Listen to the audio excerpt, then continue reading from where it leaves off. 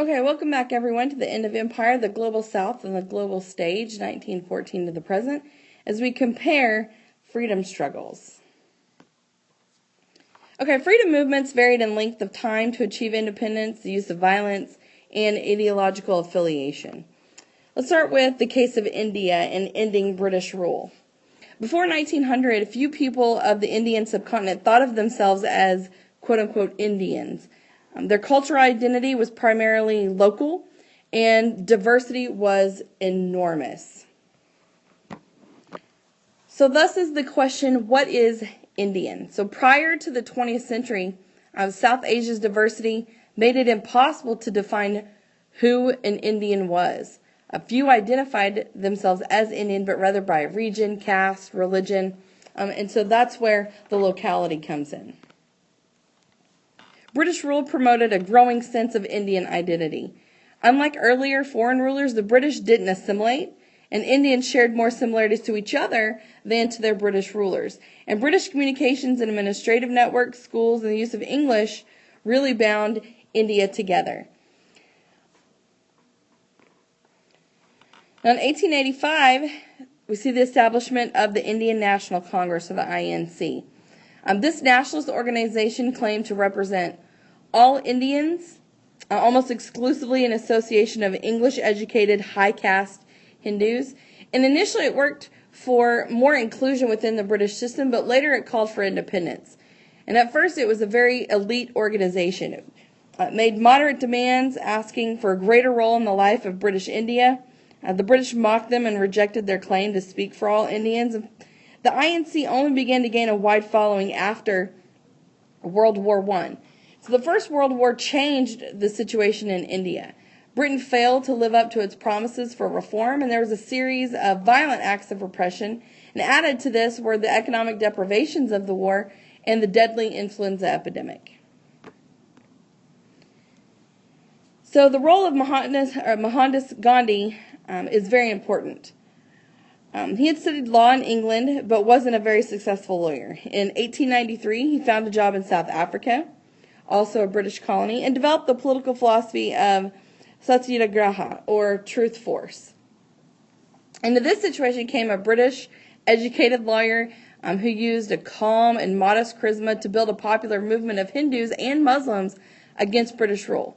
And that's what he called the truth force, Satyagraha. And this nonviolent, non-cooperation was designed to shame the British into quitting India, basically. And Gandhi wanted women to play a role in the movement, and boycotts and marches were an important part of that strategy. And he eventually becomes the leader of the Indian National Congress. He attacked not just the colonial rule, but also the mistreatment of India's untouchables and the evils of modernization. And Gandhi embraced efforts to mobilize women as well, asserting spiritual and mental equality of women and men, and without breaking with older Indian conceptions of gender roles. He was very successful in that.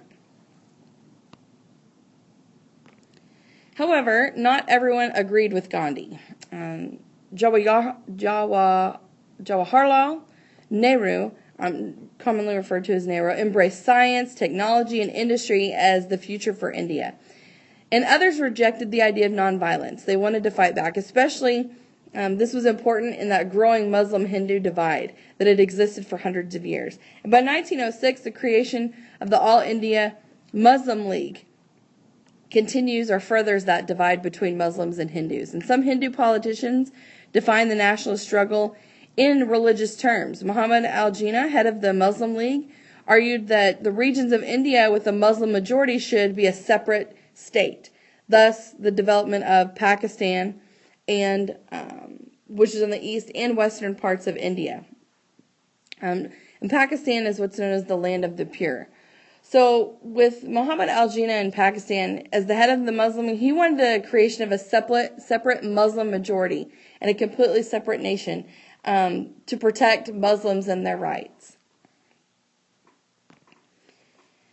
And independence is granted in 1947, but with the creation of two countries, and that's the partition of India in 1947. The British decided to quickly divide India into Hindu-majority India and a Muslim-majority Pakistan on either side. That's what I was talking about, the East and West. And in the year of independence and division, 12 million refugees moved either east or west, with about 1 million dying in communal violence. And Gandhi himself was shot by a Hindu extremist. Okay, so here in the blue, you can see what was all considered part of British India before the independence movements. And then once India is granted independence and the partition takes place, this becomes India, what we all know of as India now. And we see the Muslim majority there in the west, which is Pakistan, and the Muslim majority over here, East Pakistan, and eventually in 1971 becomes Bangladesh, a completely separate country. And then you can see the disputed territories up here, still heavily disputed between Pakistan and India, alternate between controlling by India and Pakistan throughout the last 70 years. All right, let's look at South Africa and ending apartheid. Now, South Africa won freedom from Great Britain in 1910, but its government was controlled by a white settler minority. So here we have independence, but white minority rule. The history of decolonization in India is different from South Africa in many ways. First, South Africa became independent in 1910, long before India did, but it was dominated by a white population of less than 20%. And the white population was split between British descendants, who had economic superiority, and Afrikaners, or the Bears, of Dutch descent, because they had control of South Africa before the British, and that was the political dominance. So the British have economic superiority while the Dutch have a political superiority, and that's your less than 20% of your population. Now, Afrikaners had failed to win independence from the British in the Boer War in 1899 to 1902. And both white groups felt threatened by any move toward a black majority rule. So these whites were made up of a wealthy British and large Dutch descendant Boer Afrikaner population, and a mature industrial economy that used low-paid black labor.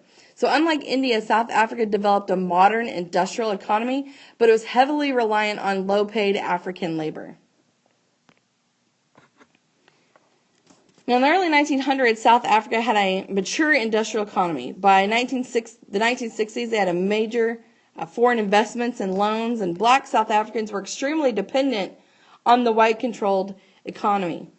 And the issue of race was overwhelmingly prominent in South Africa, and it reflected in the apartheid laws that separated the two races. And the African National Congress, the ANC, is founded in 1912. Like India's INC, it consisted of elite Africans who wanted a voice in their society. And for 40 years, the ANC was peaceful and moderate, but women were denied full leadership until 1943, but took action in other arenas, including protests and boycotts. And by the 1950s, began to move towards a nonviolent civil disobedience, following the example set by Gandhi for India. And the government's response was overwhelming repression. So, non-whites were subject to restrictive laws that controlled their movements. They were forced to live on reservations. And we see the ANC using these similar tactics that the Indian National Congress had used to end their white domination. And there were also underground nationalist leaders that turned to sabotage and even assassination. Opposition came to focus on student groups. We see the Soweto uprising in 1976. That was the start of the spreading of violence, and even the organization of strikes. So the National Party's apartheid, that was in 1948. This was the white supremacist party that refused to reform South Africa's racial laws. And with Nelson Mandela, he represented an entire new generation of leaders who came to power but were imprisoned by the white regime. And we see a turn toward armed struggle again in the 1960s. There's a lot of growing international pressure with the exclusion from international sporting events, economic boycotts, the withdrawal of private investment funds, and that did a serious number to the South African economy. So they're faced with these violent repressions and arrests of its leaders. The ANC turned to assassination, even guerrilla tactics, and attacks staged from other countries. And the massive international pressure on South Africa, like those boycotts and being banned from the Olympics, really hurt the South African economy, and even hurt the economy as they were trying to make a change within the social structure. Okay, and here we have, you can see the diversity within South Africa under apartheid. Right, these are the South African states. Now, Lesotho is a completely separate country. Okay, and so is Swaziland. They're not part of all that's here shaded in different colors. Okay, and we see what South Africa was like under apartheid, with the white South Africa and the descendants of the Bantu, known as the Bantustans. And this is a good visual that gives you an idea about the separation of the races. Okay, so negotiations began in the late 1980s, and key apartheid policies were finally abandoned. Mandela was freed, and the African National Congress became legalized. In 1994, the national elections brought the ANC to power, and finally Mandela was released from prison. He won the first all-races presidential election in 1994. And apartheid was ended without major bloodshed, and most importantly, the threat was a number of separatist and African-only groups. So despite that, the continued violence does hurt South Africa. So while apartheid was dismantled, violence persisted, especially between the rival political factions, such as the African National Congress and the Zulu-based Inkatha Freedom Party. And that finishes your section over comparing freedom struggles in India and South Africa. I will see you guys again for experiments with freedom. Keep up the good work.